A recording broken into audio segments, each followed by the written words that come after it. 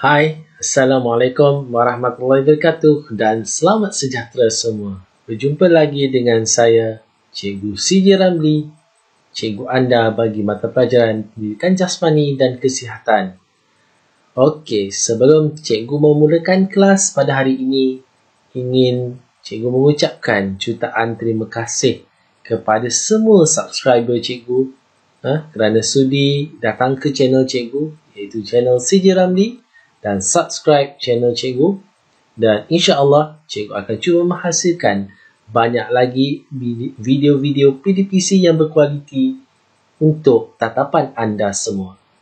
Okey, pada hari ini kita akan membincangkan satu topik yang amat penting, bukan sahaja penting di sekolah tetapi juga dalam kehidupan harian kita.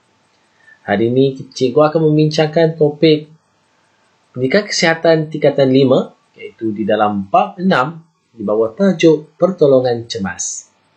Diharap anda semua, murid-murid cikgu di luar sana, bersedia pen dan kertas untuk bersama-sama belajar topik ini. Jom masuk kelas. Okey, secara asasnya apa yang akan cikgu bincang pada hari ini adalah di bawah tajuk Pertolongan Cemas ataupun fracture. Fracture dalam erti kata lain bermaksudnya patah ataupun kepatahan. Ingat ya anak-anak murid cikgu semua, bahawa kemalangan tidak mempunyai alamat dan seperti kata pepatah Melayu yang lain berbunyi, malang tidak berbau. Oleh itu, jom bersedia dengan pengetahuan agar kita lebih bersedia sekiranya berlaku kecemasan seumpama ini. Okey, sebelum kita memulakan kelas, elok apalah cikgu kiranya cikgu akan menerangkan kepada anda semua apakah objektif ataupun hasil pengajaran yang akan kita cuba capai pada hari ini. Iaitu cikgu telah pecahkan kepada 6 subtopik ataupun bahagian-bahagian kecil. Yang pertama, cikgu akan cuba mengupas tentang definisi patah. Yang kedua, kita akan melihat tentang klasifikasi kepatahan. Yang ketiga, kita akan melihat beberapa jenis patah. Seterusnya, kita akan melihat lebih dalam faktor-faktor yang menyebabkan berlakunya kecederaan patah, dan kita akan melihat juga beberapa contoh rawatan yang boleh digunakan ataupun diaplikasikan ketika berlakunya kepatahan. Dan cikgu akan akhiri kelas kita pada hari ini dengan beberapa soalan kefahaman, dan ini adalah bertujuan untuk menguji tahap kefahaman murid-murid yang cikgu sayangi sekalian. Okey, definisi fracture ataupun patah secara asasnya adalah tulang yang retak ataupun patah. Dan buat pengetahuan murid-murid semua, di dalam badan kita terdapatnya 296 batang tulang semenjak kita dilahirkan sehinggalah kita meninggal dunia. Dan kecederaan atau keretakan yang disebabkan oleh daya hentaman secara tepat ataupun tidak tepat. Kepatahan itu berlaku disebabkan oleh hentaman ataupun satu pressure ataupun tekanan yang kuat terhadap tulang kita. Dan patah juga dapat didefinisikan sebagai terputusnya kesinambungan tulang. Sebagai contoh, kita ambil tulang yang bernama radius yang terdapat di tangan. Maksudnya sekiranya tulang tersebut patah, maksudnya kesinambungan tulang itu telah hilang dan tidak mampu berfungsi dengan baik lagi. Okey, klasifikasi fracture ataupun patah ini dapat dikelaskan kepada dua. Yang pertama adalah patah terbuka dan yang kedua adalah patah tertutup.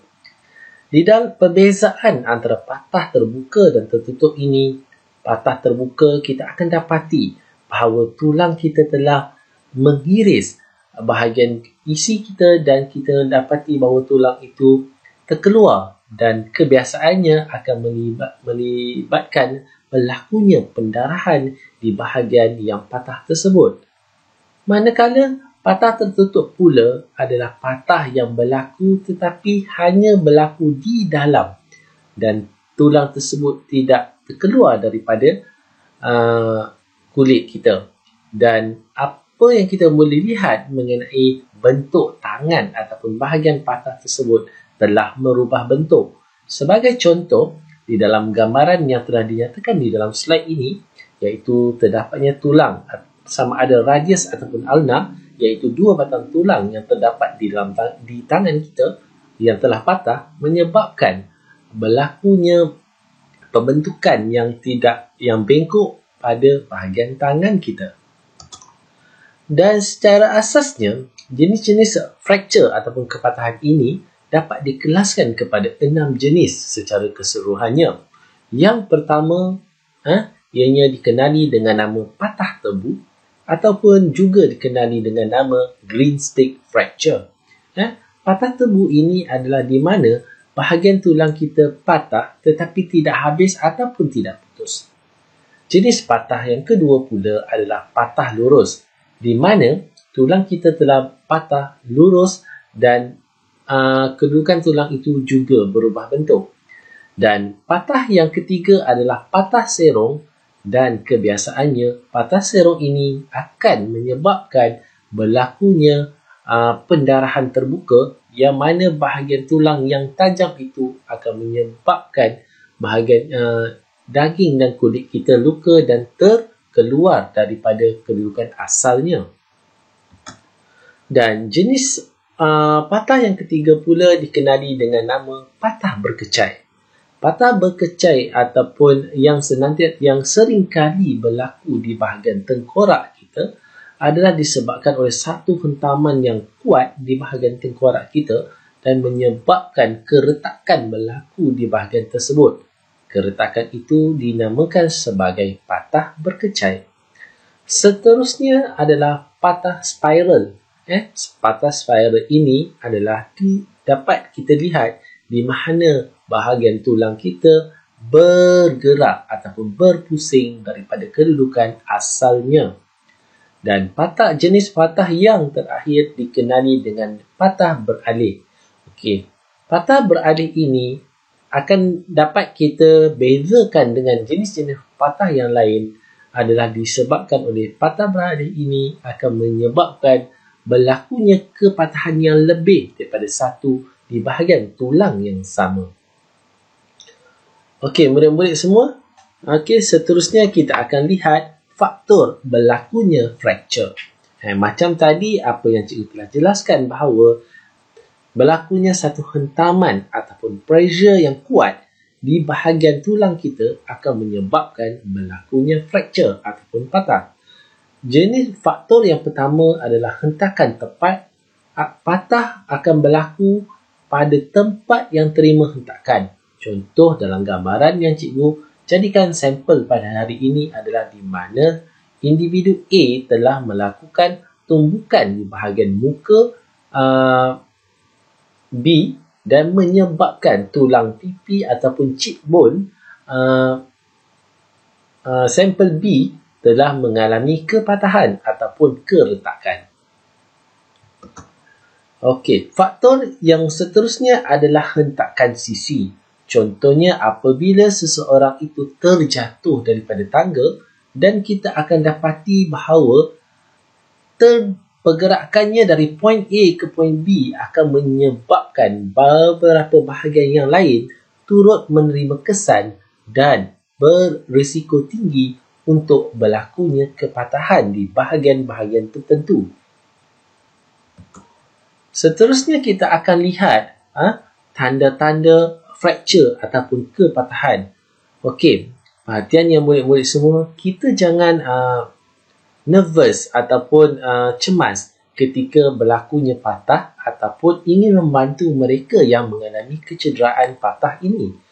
Kerana kita boleh melihat beberapa tanda-tanda yang akan cikgu cuba kongsikan bersama anda semua. Hanya tanda-tanda ini adalah gambaran awal yang boleh kita simpulkan bahawa pelaku mangsa telah mengalami kepatahan ataupun fracture. Tanda yang pertama adalah mangsa akan berasa sakit di bahagian yang patah. Seterusnya kita akan melihat bahawa bahagian yang patah itu akan berubah warna menjadi warna biru kehitaman ataupun keungguan. Dan seterusnya kita akan nampak bahawa bahagian yang cedera tadi ataupun patah tadi akan berlakunya bengkakan, sebenarnya murid-murid dan rakan guru di luar sana, bengkakan yang berlaku di bahagian patah tadi sebenarnya adalah satu tindakan yang baik ataupun satu perubahan yang baik yang berlaku terhadap tangan ataupun kaki kita yang mengalami kepatahan. Kerana bengkakan itu akan bertindak sebagai protection ataupun protect bahagian yang cedera tadi supaya tidak diganggu ataupun tidak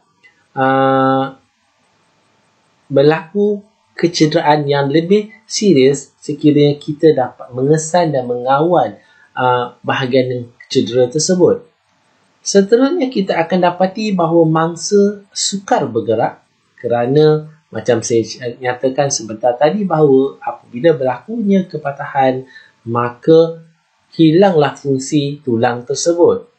Dan seterusnya kita akan dapati juga bahawa mangsa akan rasa lemah dan dia mula merasakan bahawa seolah-olah kalau sekiranya kaki yang patah, dia akan merasakan seolah-olah dia sudah tidak mempunyai kaki kerana terdapatnya akan mengalami rasa kebas di bahagian yang patah tersebut.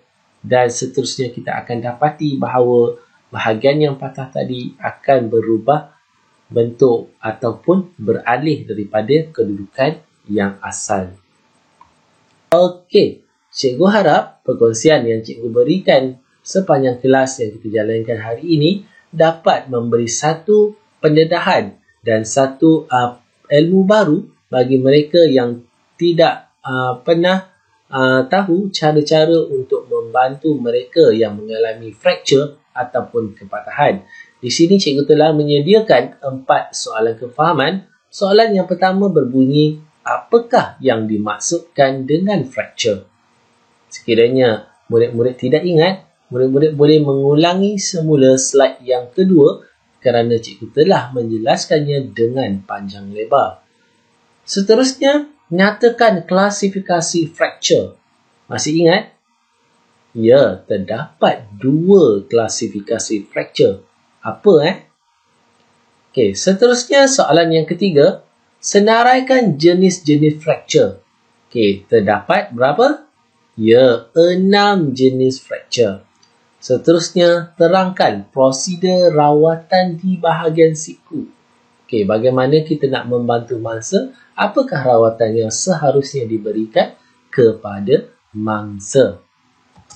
Okey, diharap semua murid-murid cikgu dan rakan-rakan guru di luar sana dapat mengikuti kelas ini dengan baik dan cikgu juga amat berharap agar pengisian ataupun video ini dapat memberi manfaat kepada semua di luar sana dalam membantu kita bersedia sekiranya berlakunya kecederaan seperti kepatahan.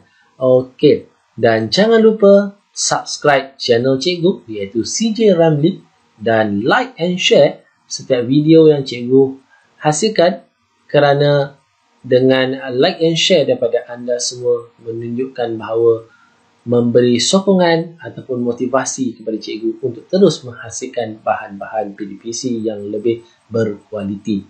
Okey, dan jumpa lagi di lain masa. Bye. Terima kasih semua.